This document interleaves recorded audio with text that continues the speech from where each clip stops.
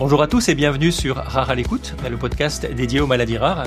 Aujourd'hui, nous abordons une nouvelle maladie rare, l'angiopathie de Moyamoya. Et pour en parler, nous avons le plaisir d'accueillir le professeur Dominique Hervé. Bonjour professeur Hervé. Bonjour à tous. Professeur Hervé, vous êtes neurologue vasculaire au sein du Centre de neurologie vasculaire translationnelle de l'hôpital Lariboisière à Paris. Et vous êtes responsable médical du CERFCO, le centre de référence des maladies vasculaires rares du cerveau et de l'œil. Vous coordonnez également Neurovasc, un groupe de travail européen dédié aux maladies cérébrovasculaires rares au sein du réseau européen de référence pour les maladies vasculaires rares, VACERN. Alors professeur Hervé, pour débuter notre entretien, une question simple, qu'est-ce que l'angiopathie de Moyamoya ? L'angiopathie de Moyamoya, comme son nom l'indique, est une maladie de la paroi de certaines artères cérébrales. Sa définition, elle est radiologique et elle repose sur deux critères. D'une part, le développement progressif de sténose au niveau des artères intracrâniennes, mais dans une localisation particulière, à la terminaison des artères carotides internes et à l'origine des artères cérébrales moyennes et cérébrales antérieures. Et on parle de Moyamoya lorsque ces sténoses, dans cette région très particulière, sont associées au développement compensatoire de voies de suppléance. Un petit peu comme les déviations qui sont mises en place lorsqu'il y a un bouchon sur l'autoroute. Et parmi ces voies de suppléance, il y a un réseau profond, fait néo-vaisseau, qui a donné son nom à la maladie, Moyamoya. Et pourquoi Moyamoya? Eh bien, c'est un nom à consonance japonaise qui signifie brumeux, volute de fumée. Et c'est l'aspect que prend ce réseau profond en artériographie, l'une des techniques pour visualiser les artères cérébrales. Et si ce nom est japonais, c'est pas par hasard. C'est parce qu'il a été décrit dans les années 60 dans ce pays et pour des raisons épidémiologiques, car au Japon, en Corée et en Chine, la maladie est 10 à 20 fois plus fréquente qu'en Europe ou en Amérique.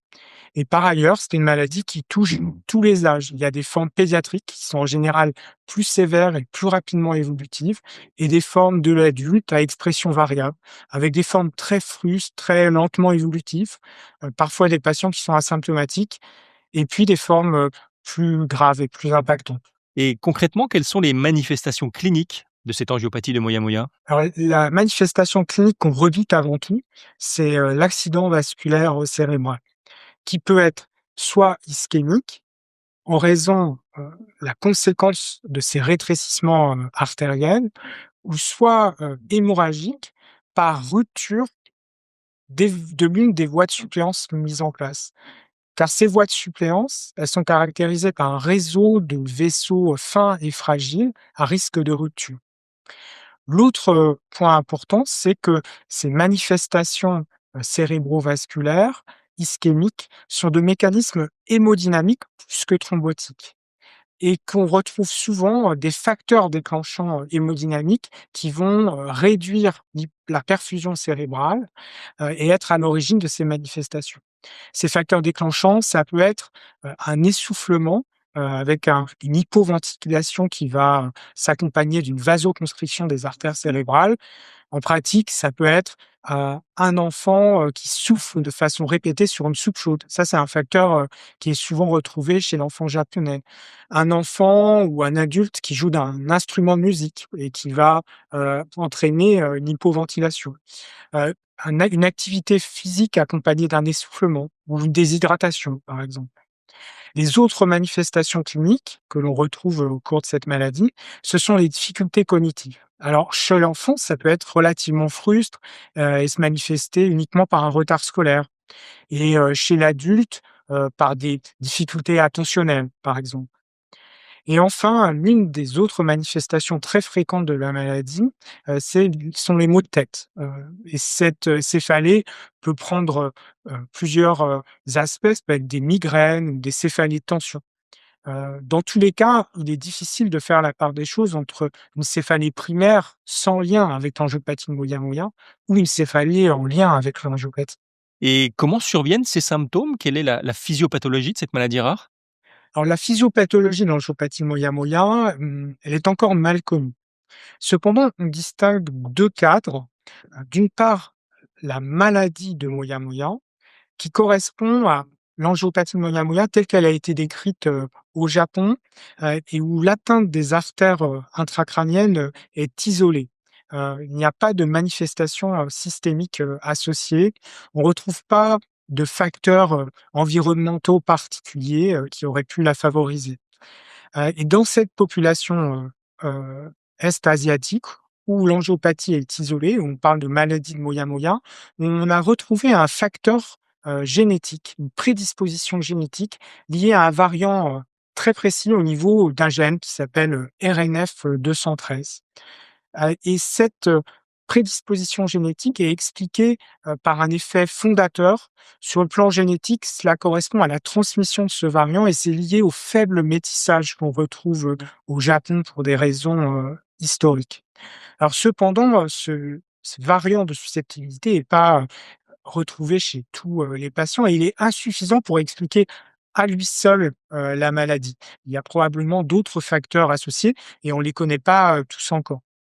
Et le deuxième cadre, c'est celui du syndrome de Moyamoya, où l'angiopathie de Moyamoya est soit secondaire à un facteur identifié tel que, par exemple, l'irradiation cérébrale, que peuvent recevoir certains patients qui ont une tumeur cérébrale, ou bien une angiopathie qui s'inscrit, dans le cadre, d'une maladie génétique à expression multisystémique, c'est-à-dire, avec une atteinte, de plusieurs organes. Ça peut être le cœur, le tube digestif, les poumons, ça peut être aussi la taille, l'existence d'une dysmorphie.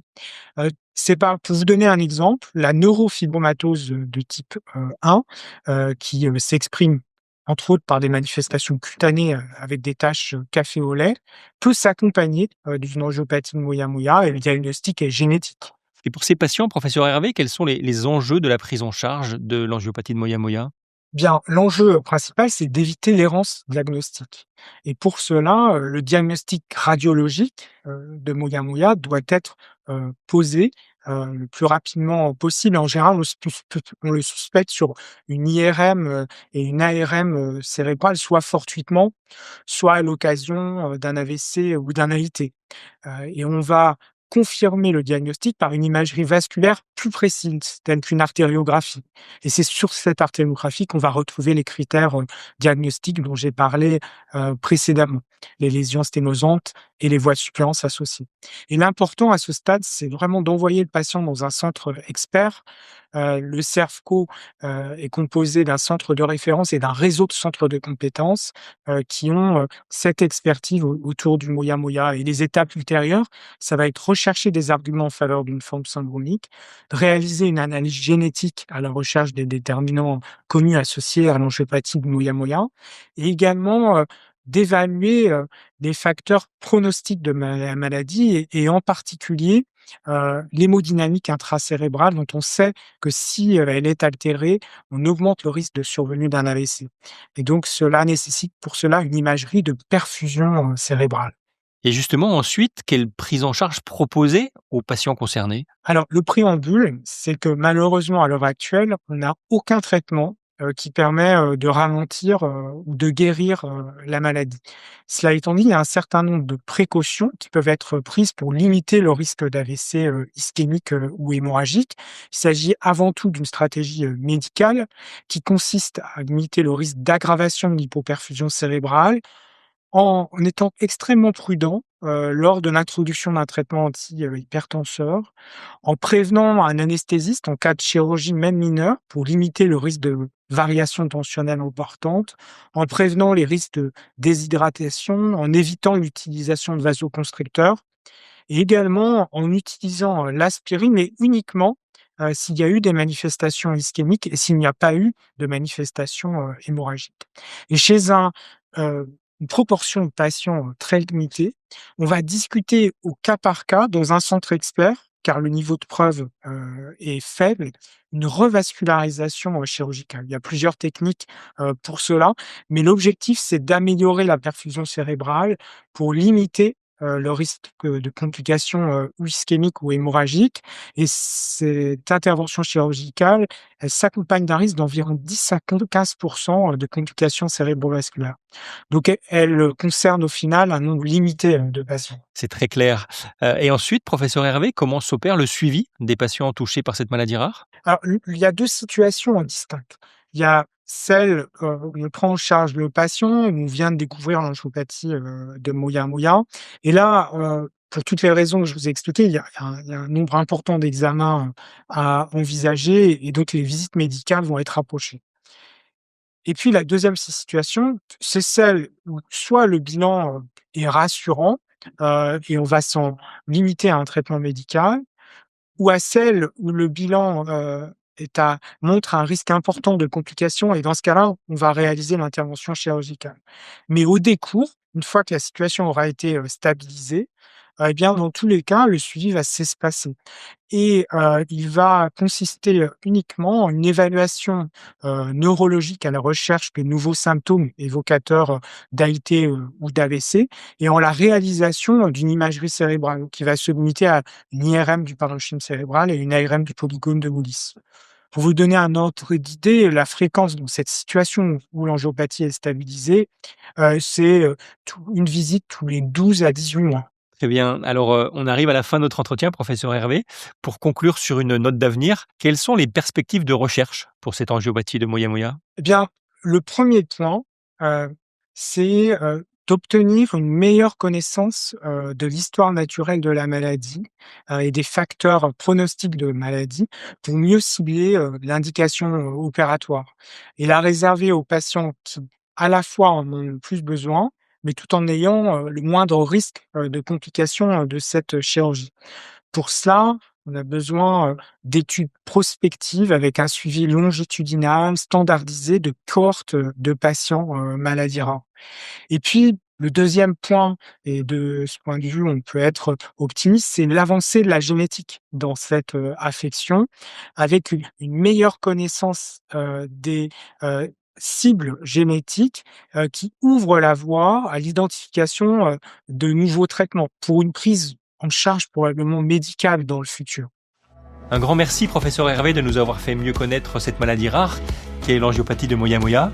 Si vous désirez aller plus loin dans la connaissance de cette pathologie, nous vous donnons rendez-vous sur notre site internet www.rarealecoute.com où de nombreuses informations sont à votre disposition. Nous vous remercions de votre fidélité et nous vous donnons rendez-vous sur la chaîne Rare à l'écoute pour un prochain numéro sur une nouvelle maladie rare. À très vite.